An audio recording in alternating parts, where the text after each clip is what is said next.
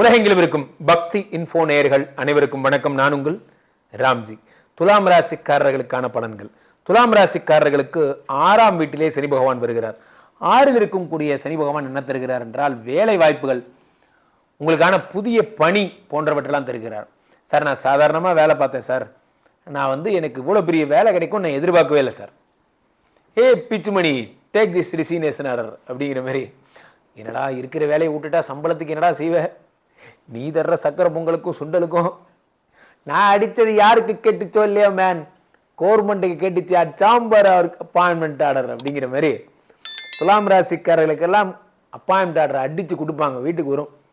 இனிமே உங்கள் வாழ்க்கை எங்கெல்லாம் பார்த்தீங்கன்னா உங்களை எல்லாம் கிண்டல் பண்ணாங்களோ அவங்க முன்னாடிலாம் நீங்கள் ஒரு பெரிய அதிகாரி ஆயிடுவீங்க சார். இன்னைக்கு வாழ்க்கை ஒரு நொடியில் மாறிடும். ஒரு அழகாக ஒரு பார்க் இருக்குது, அந்த பார்க்கில் நீங்கள் நடந்து போகிறீங்க. நீங்கள் பக்கத்தில் ஒரு பெரிய மனிதர் ஒருத்தர் வரார். அவர் நீங்களுமா சேர்ந்து நீங்கள் என்ன பண்ணுறீங்க, வாக்கிங் போகிறீங்க. ஒரு நாள் லேட் ஆகிடுச்சு. அப்போ அவர் கேட்குறார், ஒரு பெரிய ஒரு வைஸ்மேன்னா என்ன, கொஞ்சம் பெரிய மனுஷன் கேட்குறாரு, என்னாச்சு இந்த மாதிரி என்ன ராம்ஜி என்ன லேட்டு? இல்லை சார், நைட்டு நான் கம்பெனி முடிச்சுட்டு படுக்கிறதுக்கே லேட் ஆகிடுச்சு.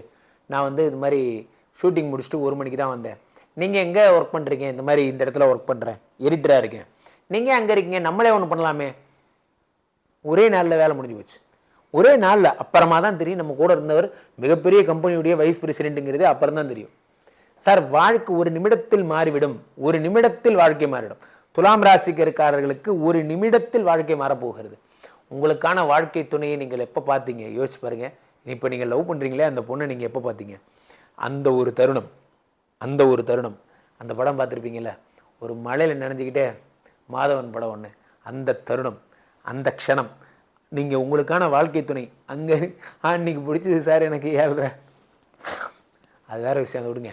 ஸோ அன்னைக்கு நாள் நம்ம வாழ்க்கை மாறி இருக்கும். பல விஷயங்களில் பார்த்தீங்கன்னா நம்ம என்னமோ நார்மலாக தான் பார்த்துருப்போம். நம்ம கூட இருக்கிற ஃப்ரெண்ட்ஸ் எல்லாம் சேர்ந்து பார்த்தியா ஒன்றை தாண்டா பார்க்குது.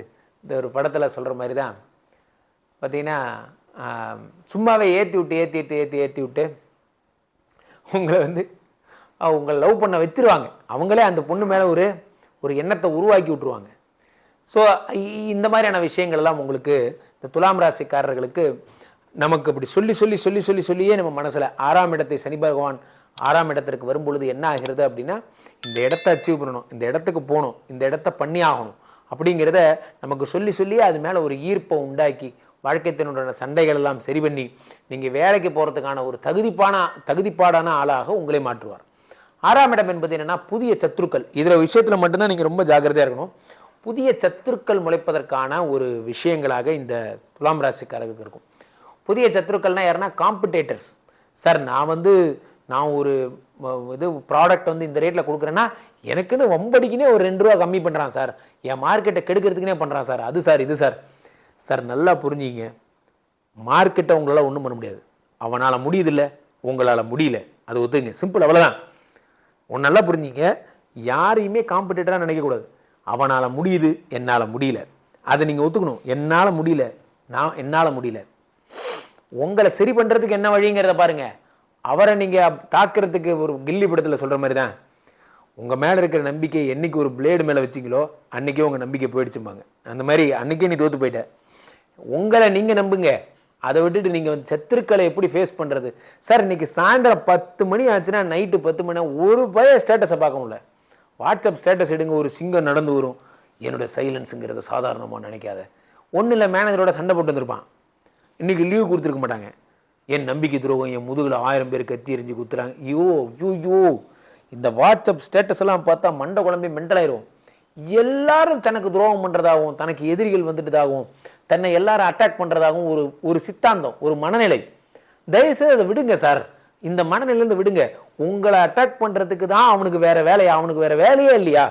நம்ம நினச்சிக்கிறோம் எல்லாருமே நம்மளை தான் அட்டாக் பண்ணுறாங்க, நம்மளை தான் பாயிண்டாக உங்களை ஒருத்தனும் பார்க்க கூட இல்லைங்கிறத தயவுசெய்து புரிஞ்சிங்க.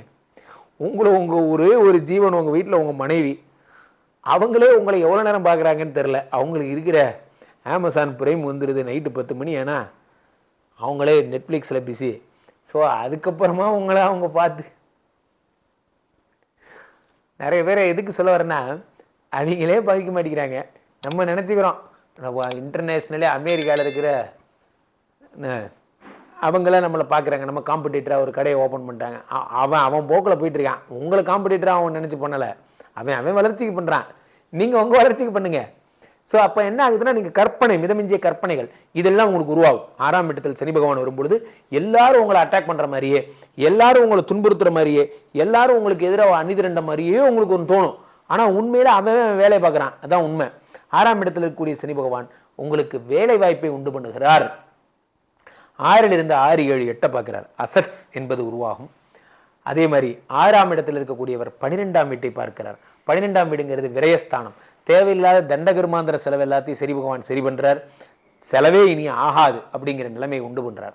அதே மாதிரி பார்த்தீங்கன்னா உங்களுக்கு 12ஆம் வீட்டில் இருக்கக்கூடிய செக்ஷுவல் ப்ராப்ளம் சொன்ன இறை சம்பந்தப்பட்ட விஷயங்கள் இன்னைக்கு பார்த்தீங்கன்னா சின்ன சின்ன விஷயங்களுக்கெல்லாம் நம்ம அதிகபட்சமான டென்ஷன் ஆகிறதுக்கு காரணம் இறை நம்பிக்கைகள் ரொம்ப கம்மியாயிடுச்சு.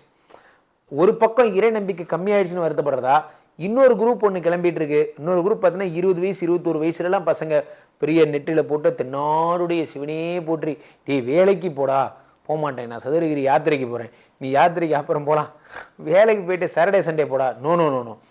வயதுக்கு மீறிய ஆன்மீக நாட்டம். இந்த ஆன்மீக நாட்டம் வருவதற்குன்ற ஒரு வயது இருக்கிறது.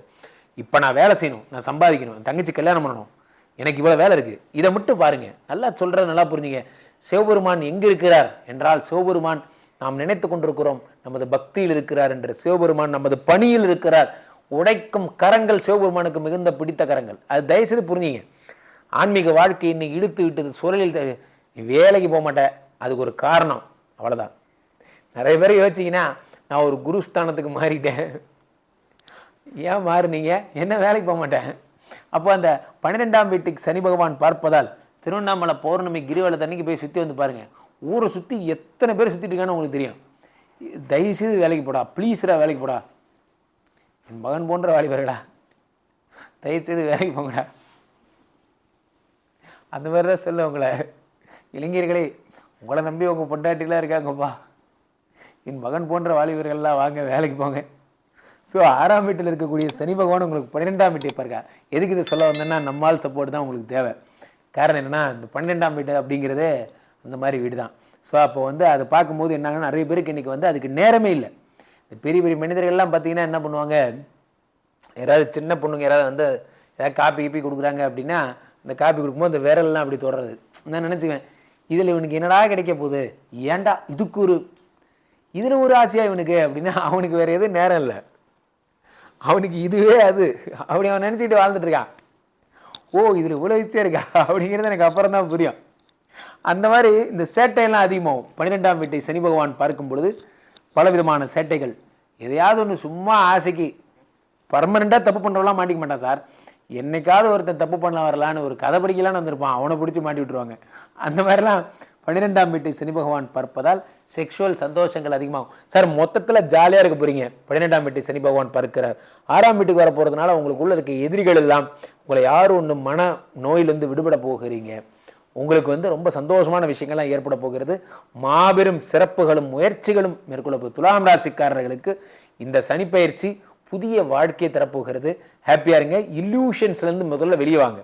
எல்லோரும் நமக்கு எதிராக இருக்கிறாங்க, எல்லோரும் நம்மளை அட்டாக் பண்ணுறாங்க, திரும்பவும் சொல்கிறேன், அவைவனுக்கு வேறு வேலை வளர்ப்பு இருக்குது.